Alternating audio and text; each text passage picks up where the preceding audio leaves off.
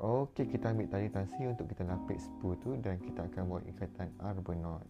Okey, kita buat satu simpulan mati yang simple tu, macam ikat plastik sampah tu. Kita tarik dia, dia cantik. Tarik. Dapat satu simpulan mati dan kita buat satu loop dan kita pusing, lilitkan dengan tali lagi satu tu. Kita buat satu bulatan ni, satu loop macam ni. Jadi loop macam tu, kita masukkan dalam loop tu, ujung tali tu masuk dalam loop tu. Okey, kita dapat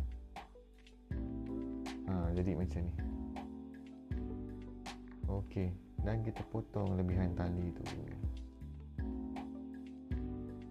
Dah potong dah. Lepas ni kita masukkan ke dalam, buka bel up dan masukkan ke dalam spool. Lepas tu kita tarik dia, jangan mati kat ujung tu yang kita buat simpulan mati tu. Tarik dia. Okey, alright, jadilah. Tali tansi ni dia grip pada spool lah, itu kita nak tu. Okey, dan kita tutup bel up dan kita karau tali tansi tu untuk penuhkan permukaan spool.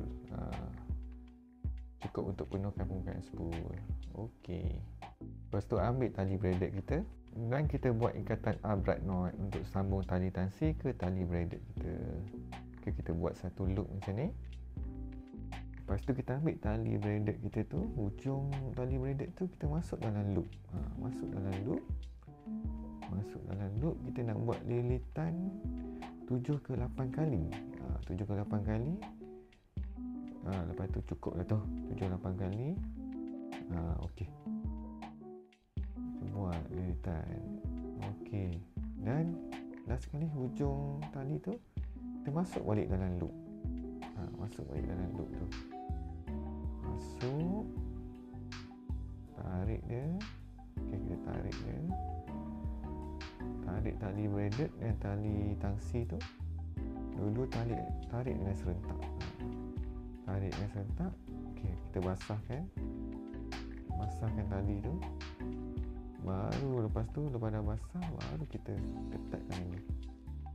Ketatkan lagi. Jadi macam tu. Okey, tarik kuat lagi. Cantik. Lepas tu kita akan potong lebihan tali tu, lebihan tali braided dan lebihan tali tangsi. Menggigil-gigil pula. Okey, settle. Lepas tu kita masukkan tali braided kita ke line winder. Bagus untuk ada line winder ni supaya dia ada tegangan, dan masa kita masukkan tali tu padat. Tali tu padat. Lepas tu kita karau tali braided kita.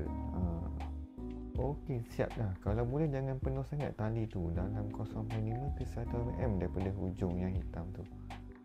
Kalau penuh sangat takut tersembur tali. Okey, dah sekali kita cek tali yang kita pasang tu cukup padat tak? Kita boleh guna kuku kita. Kita masukkan celah-celah tali tu. Kalau macam ni dah nampak elok dah.